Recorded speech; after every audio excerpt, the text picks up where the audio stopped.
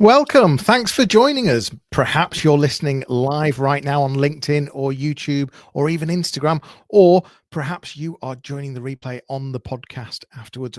However you're here, welcome. It is the 90-day website mastery podcast, the perfect companion to our 90-day website mastery program and our recently published book, Web Proud. It's our 43rd episode. We're excited to bring you even more valuable insights and practical advice to help you enhance your website's performance. Join us as we explore strategies to make your website work harder for you, reigniting your pride in your online presence.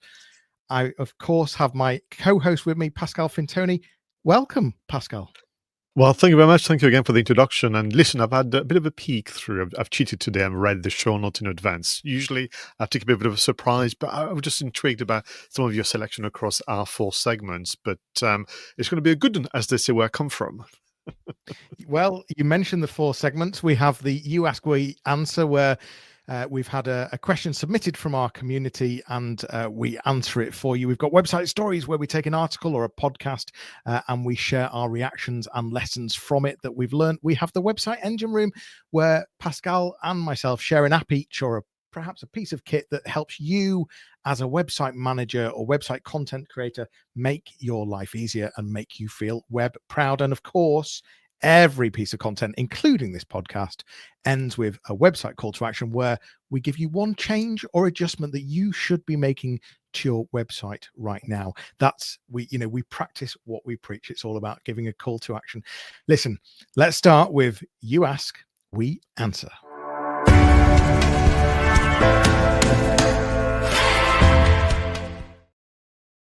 So this question was sent actually via email from one of my clients. They've been working on a rebranding, they've been working on a new project and so on. And they see what I got in my inbox, Johnny. I received a proposal from a new website design agency, and it clearly states that they will retain the IP following completion of the website design project. Is that correct? Question mark. And what should I do? That's an interesting one, isn't it, Johnny? Yeah. So, I remember this from many years ago. Most agencies would tie you in. So if you went and got a new website built, you'd only find out, perhaps 5 years later when you want to move to a different agency or get someone else involved. And it turns out that they own your website. Now, I think there's less and less of that nowadays, but there is a question over what do the agency or the contractor or the freelancer own? What do you own? What do they own? Whose is whose? And I think it's so important to be really clear right from the start who owns what, and to make sure that you don't leave yourself vulnerable in a position where the business doesn't own what you believe you've bought. So it's a very interesting area that absolutely needs some attention. Yeah, and listen, I understand that, when you work on a new website project, there's far more exciting stuff to be talking about and planning than the IP. But interestingly, when you look into it, there is actually no legal kind of foundation for that. It is more of a contractual arrangement. So I think to begin with, anyone shouldn't be confused. The desire for whether it's an agency to retain the IP to a legal right that they have. It is a contractual arrangement. And the other thing, therefore, that you want to do, which I agree with you, Johnny, is almost have the simple conversation whereby, do you wish to retain the IP? And if so, why? And what does it cover? Because suddenly, if you are in the business of commissioning work, what this cannot contain is for the agency to retain the IP on the design element, on everything that is unique to your business. But there may be situations where they are gifting you, the business owner, a bit of code or a very, very clever way in which they've put together maybe the contact form or any form of layout and so on that they feel is their invention, and they want to be able to retain that so that they can apply that clever solution to other projects. Yeah, and you're absolutely right, because what does happen is you end up paying for something that's been built, but they then go and resell it. And so there's a number of different angles to consider when you start a project with anyone, really, in terms of who owns the rights. And so I think it's a really important part. But as I said, without sort of repeating myself, the biggest thing I've seen is where people or business owners suddenly realize that they don't even own their own website. And that, could be a fundamental issue at some stage. So it's all about having a contract. It's about understanding what's in the contract, and it's about not just signing it, without reading it first, and really understanding it. And lastly, on this point, it brings into the question of stock imagery. So if you're commissioning an agency to do some work, and they're using perhaps even stock video footage or stock imagery, who owns it? But more importantly, have they got the license to use it? And if not, who's going to be in trouble in the future? So even just things like that, who owns the images? Are the licenses in place? So really important to take all this on board. Yeah, and so for me, there was two questions in one. Is that correct? And what should I do? So it's not correct that the design agency will retain the entirety of the IP. That is not correct. But there could be some, like I said, that they are part of their invention. And really, like you said, times have moved on, Johnny. And typically what the agency will do is grant you a license in perpetuity to use that bit of the code or the very, very clever solution they've come up with for their previous clients. So in a way, what you are benefiting sometimes is what they've been able to do in previous projects. So in terms of what you should do is have that conversation. And for me, really, I see almost a very civil conversation around two columns, the IP retained by the agency, the IP that are created, that are retained, and then this negotiation for a license in perpetuity, because what you want to be able to do is future-proof your design project. It may well be that you want to move on because you've outgrown this in the services, or quite simply, the agency itself will move on. And what you don't want to be stuck with lines of code, or like I said, some plugins or some key elements in there that you don't have the rights to use. Yeah. And in fact, even taking it further around, perhaps there's been part of the project is buying data. And again, who owns the data? How can that be used again afterwards? What's the licensing on the data? Really good question. Thanks for introducing that, Pascal. And that was our first segment. Let's move to our next one, which is website stories.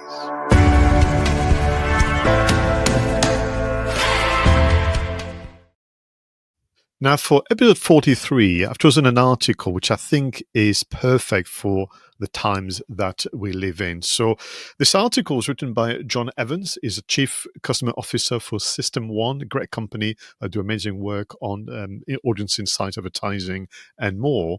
And the title, I must confess, it was very intriguing to me. So it was as follows: Why the Ostrich Effect is Killing Your Brand. And I have to confess, I was thinking, I'm not sure actually I know what the Ostrich Effect is. I know what the image looks like, but what would it be killing your brand? And what Jon Evans is doing is twofold, using one of my favorite form of content marketing, which is curating and reacting to information out there.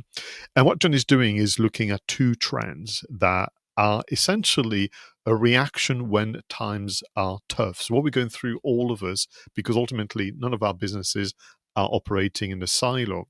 So understandably, we're going through, this idea of tariffs going on out there. We're having some tension globally. We're having a big, massive changes when it comes to AI and behavior online. There's all sort of thing going on. And what Jon Evans is looking at is two reactions. I would say trends is probably a strong word, which is number one, typically organizations will be cutting their marketing budgets when times are difficult. Or number two, which is in its own way a little just as bad, is opting for short-term sales-driven tactics that are often dull and boring. And by reacting to podcast articles and things, I would recommend people to follow the hyperlink in the show notes to find out more about, his reflection. What he's really saying is, we have all the evidence that we need to know that this doesn't work. This is very, very unwise. And typically what you'll find when times are tough, people reduce budgets or they then go for some kind of very factual form of marketing that will bore consumers into inaction. I think it's quite interesting. So, what is this ostrich effect? This is what happens. So, when a brand moves into advertising, and I would say as far as pushing into content marketing, so this is a warning for website owners and content creators. When things are difficult, you cut budget, you go for short-term tactics that don't work. Then, because it doesn't work, you go for what's called the guilt-inducing form of marketing. You're almost trying to coerce and shame people in the fact that they're not taking action, when in fact, when times are tough, what you want to do is go for positive emotions. So the warning really is, when it comes to your content marketing and your advertising, find ways to capture attention that really brings an element of positivity and hope, as opposed to the other way. And it seems that it's, those reactions of, let's cut the budget and let's go for that kind of factual form of marketing, it's just not working. And people then insist and insist, and the damage to their brand can be, long lasting. I mean, the first thing to say from my point of view is that the podcast had Rory Sutherland on, who I absolutely love, and highly recommend reading his book. It's all about behavioral science and marketing, and really tapping into the human brain and emotions, etc. And that's exactly what this is about as well. Like Pascal said, most people reduce spending when times are tough, but actually, that's your biggest opportunity. And what you tend to find is sometimes media can be cheaper at those times when there's global disasters, for example. What you find is actually there's the ability of taking share of voice becomes much higher, and media becomes cheaper, and you've got the ability to stand out. And I think you should always be considering how you can turn negatives into positives and sort of be the light in those dark times, and get consumers to gravitate to you, whether that be businesses or consumers. And yeah, Pascal, you mentioned something there about boring ads as well. I mean, boring ads just waste money. Being neutral gives no emotion and gives absolutely no action. So, don't stand out or be controversial for the sake of it. But if you can make something stand out or make something controversial that ties in well to the story, then that's when you create that emotion, and that's when people start taking action. Emotions ultimately drive profit. So whether it be fun or human stories, that features, that beats standard neutral content every single time. And perhaps one thing I like that Rory says is ring fencing perhaps 10 or 15% of your budget to have a play and to try and test different things. I like the idea of that, where you sort of dabble in different things and you do that test and try, and you learn very quickly, you fail very quickly. But what you start identifying is which are the channels that are working, which is the content that's working, and then double down on the things that are working. I think for me, it's back to this idea of you're advertising, your content marketing, all the form of communication out there to build trust and likability. And what is not wise, therefore, is to reduce, the amount of connection points to begin with, or to hijack those connection points into a kind of very short-termist way of doing things. And the whole article, the reference to the podcast, as you mentioned, and more, is all about warning people that actually that kind of seesaw effect in communication and connection can be very damaging. So whilst times are tough and maybe indeed consumer spending will be reduced, what you don't want to do is become silent. That's the extreme. Or to be overbearing. You need to find that just middle ground. And that middle ground for me, which is implicit in the article, is around storytelling and making connections. And I like this idea as well. In the article, talks about depiction of a real life scenarios, but also a strong sense of place. And I think that is often lacking in some of the communication. When there's a sense of urgency about selling when times are tough, it becomes very product and service specific. And within that, you miss the connection. And it's so much harder to rebuild a connection after a period of time where you've gone silent, or you change the tonality of your communication, people have disengaged. So because you're trying to make them feel guilty, they then do the ostrich effect of, well, I'll ignore it, I'll turn my attention away from your message, And then you've got double the work once things start to pick up again to reclaim that trust and likability.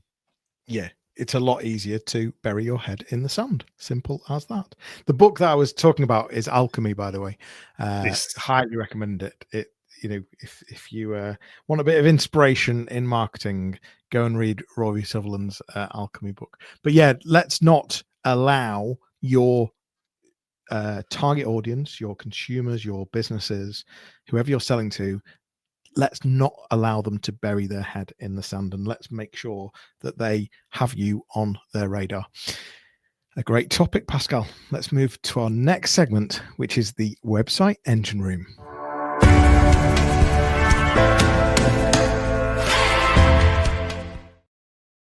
Now, in this segment of the show, John and I present two apps that can make life easier as a content creator and website manager. It's always a surprise. So, Johnny, what is your selection for the website engine room? Yeah, this one is all about automation. So, we talk a lot about AI. We talk a lot about automation. There's a tool that's worth having a play with, which is called Bardeen.ai. All of the things that we mentioned, we always put to the show notes, but this is an AI powered tool for workflow automation. And so, for example, and it works within the browser. So you can literally right click on a table that's on someone's website and click send to sheets, and it puts the whole thing into, for example, Notion or Google Sheet just in one simple click. You can automate rank checking for keywords. You can automate bulk uploads of content, lots and lots of different things, but just, there's so many examples actually. But have a play, Bardeen.ai, and it really just speeds things up. It's a bit like finding quick keys on your keyboard instead of having to use your mouse, and you'll be amazed at some of the automation that you can set up. Oh, nice. I mean, I always like to do that as well by starting with pen and paper. Imagine the workflow first, and then you can work on platform like Bardeen as opposed to the other way. So my selection actually was inspired by a conversation I'm having with clients at the moment where, as ever, despite best effort on my part, they do spend more time on social media than they do on their website. I get it. I understand the appeal of social media and the appeal of getting reactions, comments, likes, and so on. And my customers, Johnny, are becoming braver and braver now in regard to video. So they're doing a lot of video on social media. They're doing a lot of those vertical videos in particular.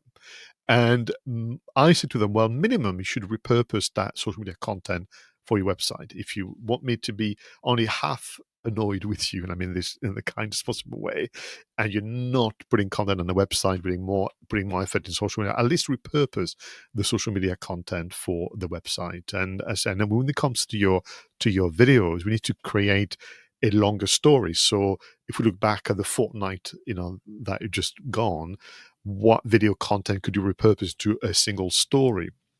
And I've rediscovered that not Canva itself, which is the platform I'm presenting, but the templates offered by Canva.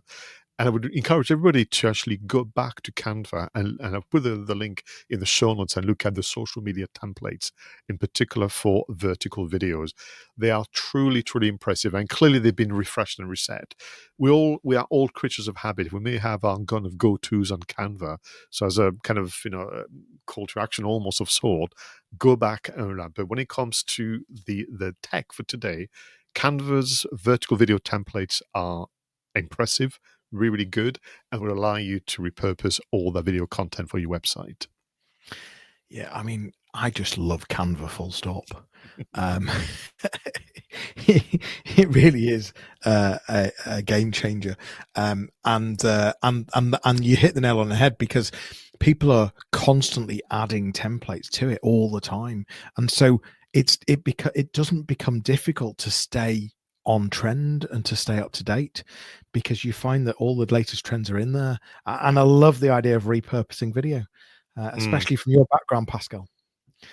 Well, quite, yeah. And it's back to that, so I work with my clients' preferences. So if they favor spending quite a bit of time on LinkedIn, Facebook, and all the others, then let's use that. And let's make sure that on the weekly, fortnightly, monthly basis, we repurpose that amazing social media content. Bear in mind that if you think about, the way the algorithm are working, only a fraction of your network will see it anyway. So can we recap and repurpose that content for those who've missed it? Yeah, really important. Let's move on to our final segment, which is the website call to action.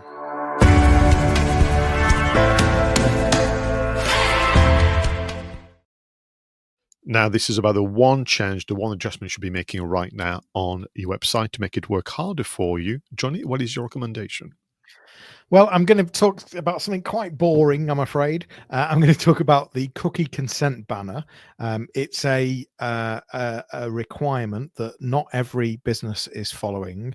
If you do any Google ads or Bing ads, they are forcing you to have this in place now for you to be able to continue advertising. And it's about consent, but it's about making sure that you are using something in a way that isn't too intrusive, that maintains compliance without sort of disrupting the user experience, and something that ideally people are going to click that allow button as well, because the more data you can get about your user and about the website, the better.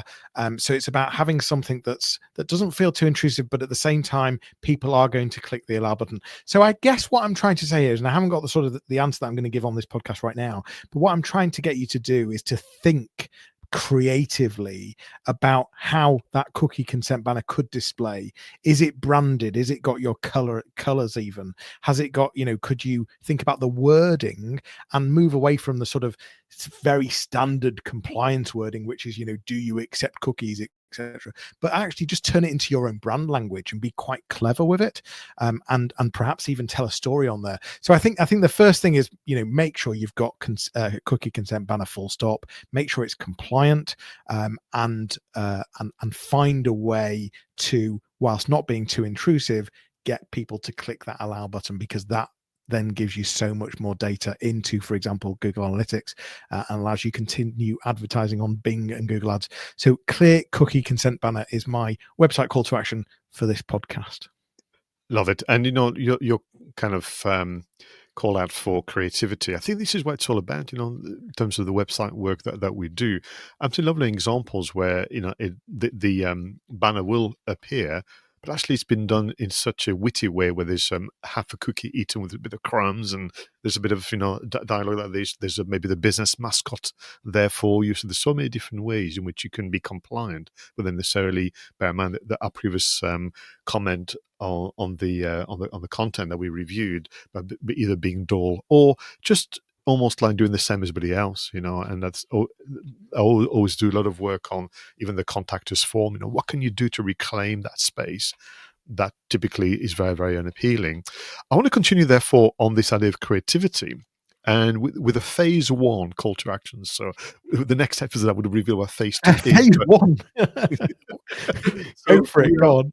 We are a week away from, at the time of recording, going live from the Google I/O conference, that 3-day, kind of Uber conference from Google, where they reveal all about their future plans. And I have no doubt AI is going to be part of it, but also AI-powered search engine results. So what I want people to do is go through their favorite search engines. I don't think there are that many left anymore, so it'd be like Google, Yahoo, and Bing. Go through the major AI platform, ChatGPT, Perplexity, Copilot, Meta, Claude. Do all of those. And I want you to essentially search for your business name and search for your key employees. And I would just want to record what is on display. I call this your baseline. And people are smart. They know what I'm doing here is I want to find a way for us to take control of those AI summaries, because ultimately, for all they are very clever, maybe a little daunting, AI summaries summarize what's already out there. They can't invent information, although I'm sure they will try when there's very little information. So creating the baseline as of today of what those search engines and AI platforms say about your business and say about you, the individual, is very, very important, because in phase 2, we'll be looking at how we can improve those AI summaries. But step 1, what are those AI summaries saying about your business and key employees, key customer-facing employees right now? Let's understand this, and we can use our imagination and being creative about improving the appeal and impact of those AI summaries. There's not many search engines left. I think you missed DuckDuckGo, though. I did. There might be a few people using that. I like the idea. That's a very clever way to really get a concise idea of what's out there, and to start building on that. Yeah. And recording it as your baseline. I like that a lot. Another great episode. We've talked about when you start a new project. You've just started a new project with a web agency, perhaps. You think of a new design project or a new website build, and you've not really thought about who owns what, the IP. You need to check the intellectual property. You need to check who owns what can be, are there any licenses? Have stock images been bought? Do you own the website? Do you own the content management system? And if not, what are the impacts of that? Really important. We talked about the Ostrich Effect. Jon Evans had been talking about a podcast and not allowing your customers to bury their head in the sand and stop listening to you. Make it emotional, because emotion creates action. And double down on things that are working and try and find ways to stand out, because being neutral is not going to achieve anything, I'm afraid. Pascal mentioned Canva templates, a great way to turn vertical videos into reels and stories and LinkedIn messages. I talked about Bardeen, the workflow automation app, well worth a check, how it can help on browser actions that are repetitive. And of course, we finished with the website call to action. I talked about the clear cookie consent banner. And Pascal talked about going through all the search engines and major AI platforms to check what it summarizes against your business name and your key employees. We've packed a lot in, Pascal. We always do. I'm always surprised that we can manage to do it within the time that we allow ourselves. This is our short form content. This is most unlike us to keep things short and sharp, but actually it's a good discipline. It allows us to give you a lot of different value. And of course, if I may, if you find the calls to action interesting, intriguing, if you'd like to know more about the way in which you can improve your website, I would highly recommend a book called Web Proud. We're getting lots of feedback still, and people are still thanking us for all the way we put into capturing decades of experience in launching website project, running websites afterwards, and also migrating to bigger destinations as well. So make sure that you consult the book and go into our official website as well, because we've got extra resources in there as well. For sure. Yeah, you head over to amazon.com or .co.uk and have a look for Web Proud. You'll find our book there. Listen, that is a wrap for episode 43 of the 90-Day Website Mastery Podcast, your audio companion to the 90-Day Website Mastery Program. Thank you for joining us, whether it's been live or whether it's been on the replay, whether it's been audio or video. We are so glad that you've been here. For more information, visit 90daymarketingmastery.com, where you can book a discovery call with either myself or Pascal. It's goodbye for now. We'll leave you with a fun video and audio montage to enjoy whilst you review your notes and action plan. We'll speak to you all soon. Thanks for joining us. Take care. Look after yourselves.